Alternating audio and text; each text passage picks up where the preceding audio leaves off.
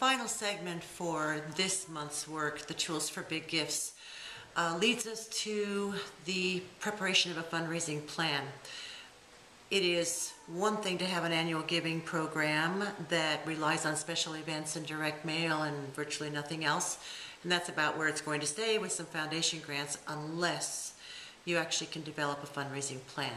So we've had some tools in the workbook to help you with this.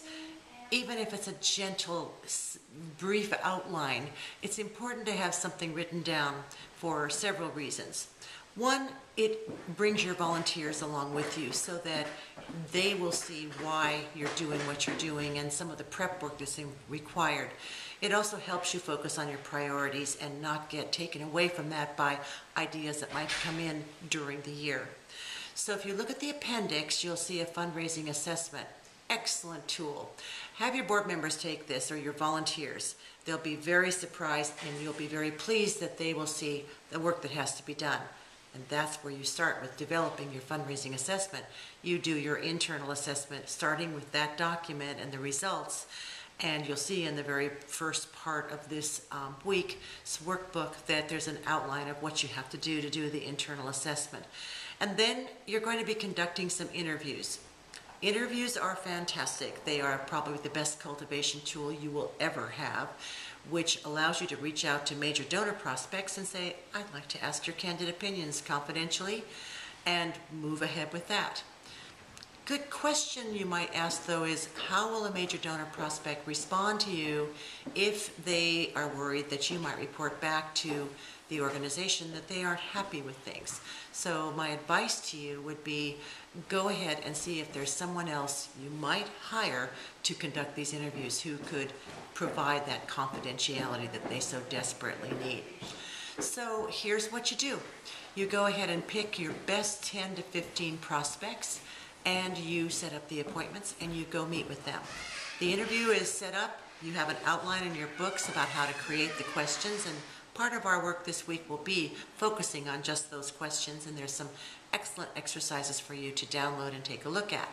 But in the meantime, I'll simply say the exercises are done based on a timeless formula that was created by fundraising consulting firms that do this to this day all over the country.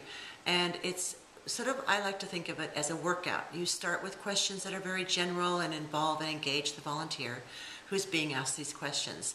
And then it's like a workout. You start working a little faster, running a little harder. So you start asking them some questions about volunteer leadership, and ultimately at the height of the exercise, you'll be asking them about what the capability of some of the people that you would like to solicit might be. And then you cool it off with questions about public relations and marketing, and of course any other questions, any other comments they'd like to make. Once you've gathered the data, you compile an assessment. This is not something that is normally taught. It is taught to consultants as it was taught to me when I worked for a consulting firm. But it's an important empirical process for you to understand. And again, in the workbook, you'll have some good samples and downloadable exercises in the forums. But the idea is that you report factually your findings in each of the major 5 sections. Once you've done your findings, you draw your conclusions based on your experience. You conclude certain things.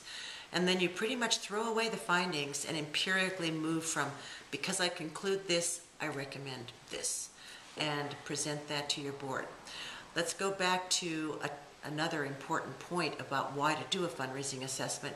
If you do one and you come up with a fundraising plan based on that, that's something you can give to your board for their approval.